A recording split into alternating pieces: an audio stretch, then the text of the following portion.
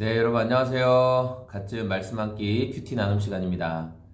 오늘 말씀은 여호수아 5장 13절에서 6장 7절까지의 말씀입니다. 오늘 말씀은 이제 여호수아와 이스라엘 사람들이 여리고 성을 마주 대하는 장면이 기록되어 있습니다.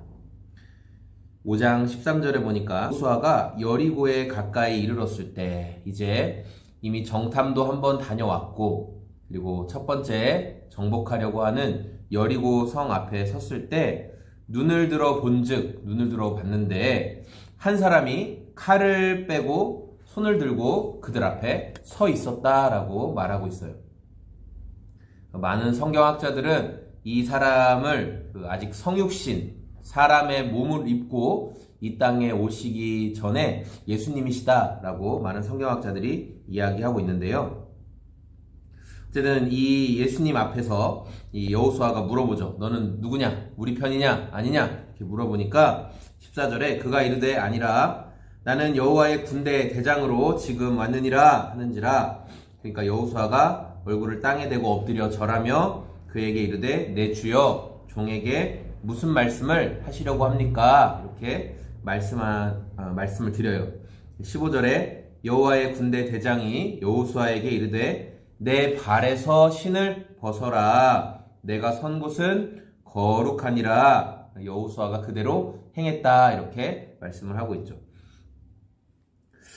그리고 이제 하나님께서 여리고 성을 어떻게 정복할 것인가. 이 여리고 성은 굉장히 강력한 곳이었어요. 성벽 두께가 3.5m, 1.5m 이렇게 두 개의 그 벽이 외벽과 내벽이 있었고, 굉장히 난공불락의 요새, 또 언덕 위에 있었기 때문에 거기를 치고 들어가려면 아래에서 공격하기에는 굉장히 힘든, 성 안에 있는 것만으로도 지형적인 입지를 아주 잘 차지하고 있는 것이 바로 여리고성이었거든요.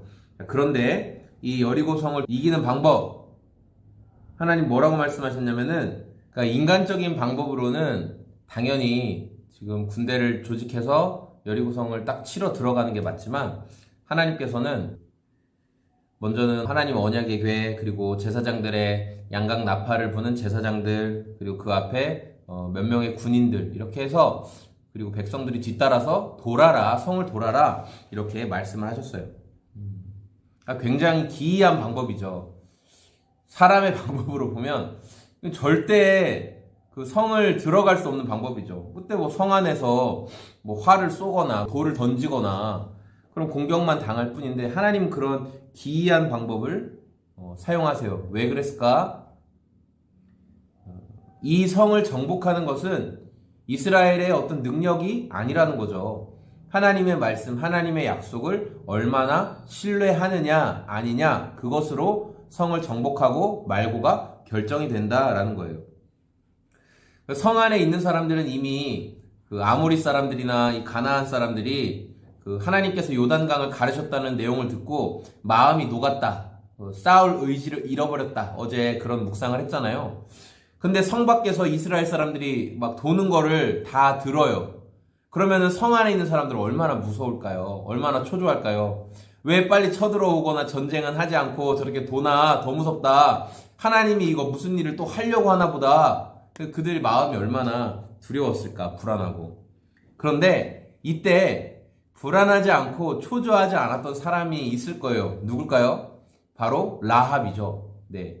하나님께서 분명히 이 땅을 너희에게 넘겨줄 것이다, 이 정탐꾼들을 향해 그렇게 자신의 믿음의 고백을 하고, 그리고 정탐꾼들을 숨겨주었던 라합은 드디어 하나님이 나에게 구원을 베푸시기 위해 이 일을 행하시는구나 라는 마음. 그러니까 오히려 라합은 이 상황이 두렵지 않고 더 기대가 됐을 거예요.